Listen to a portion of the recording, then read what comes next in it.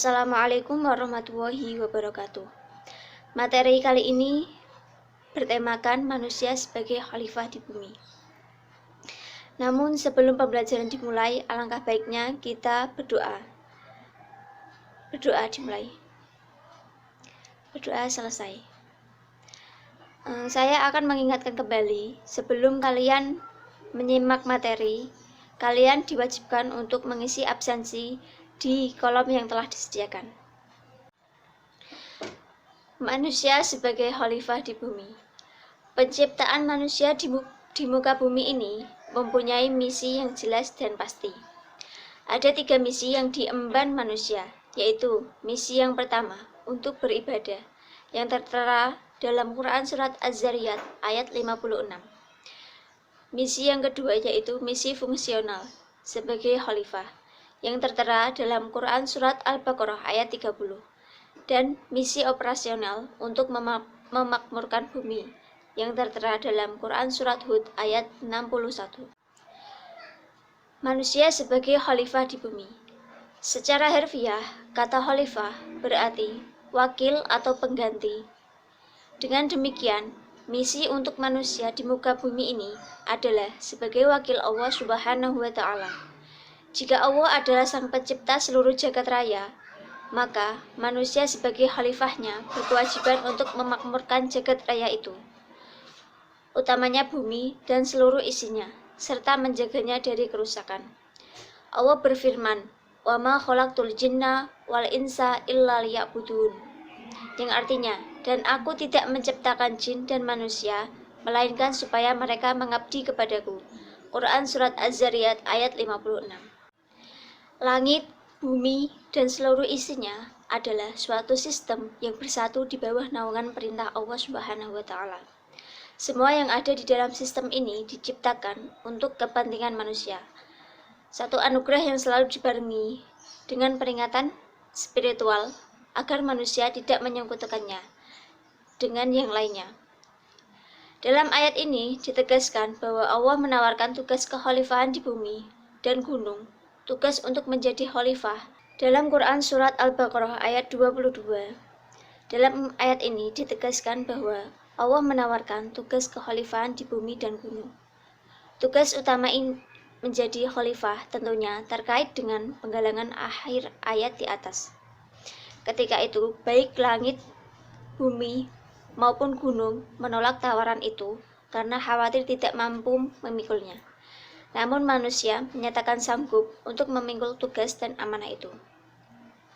Ketika kesanggupan ini, Tuhan menetapkan manusia sebagai khalifah yang bertanggung jawab atas kelangsungan kehidupan di dunia. Namun, alih-alih bersyukur, manusia malah menjadi makhluk yang paling banyak merusak keseimbangan alam. Manusia sengaja merusak ekosistem bumi dengan merubah keseimbangan keteraturan alam ciptaan Allah ini, hingga merusak alam seperti kebakaran hutan dan banjir pun tak terhindarkan. Peruntukan bumi bagi manusia mengandung arti bahwa bumi ini tidak hanya disediakan untuk satu generasi belaka, melainkan untuk semua generasi yang ada di bumi.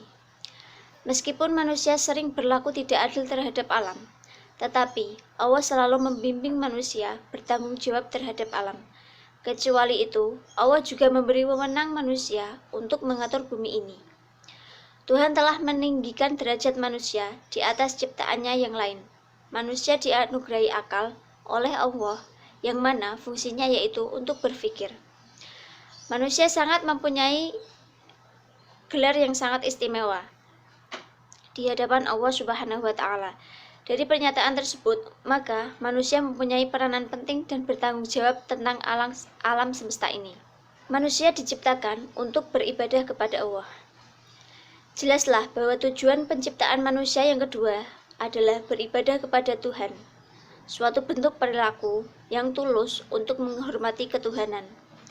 Dalam memuja Tuhan, manusia harus berusaha untuk hidup dalam harmoni dan keselarasan dalam semua ciptaan Tuhan, yang secara alami juga melakukan penyembahan kepadanya.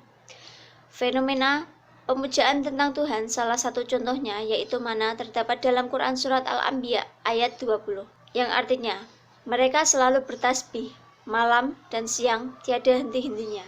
Semua bentuk pemujaan kepada Allah diadakan untuk membantu manusia dalam mengingat Tuhan. Tetapi banyak manusia yang diberi rezeki dari Allah, tetapi mereka tidak bersyukur, justru malah melupakannya. Dalam Islam, tiap gerak manusia dapat dinilai sebagai bentuk penyembahan kepada Allah Subhanahu wa Ta'ala. Tugas yang ketiga yaitu sebagai perlindungan. Manusia diciptakan untuk saling melindungi sesama umat manusia dari berbagai ancaman dan gangguan dari luar, sehingga menjadikan hidup bahagia, tentram, dan damai. Manusia sebagai khalifah di bumi. Manusia adalah pilihan yang telah Allah tentukan untuk menjaga dan melindungi bumi. Ada hal-hal kecil yang dapat kita lakukan untuk menjaga dan melindungi bumi. Yang pertama, dengan membuang sampah pada tempatnya. Yang kedua, dengan menjaga ekosistem yang ada di bumi. Dengan melakukan kegiatan-kegiatan merawat bumi, kita bukan hanya melindungi rumah atau tempat tinggal kita, melainkan kita dapat menjalankan tugas kita sebagai khalifah di bumi.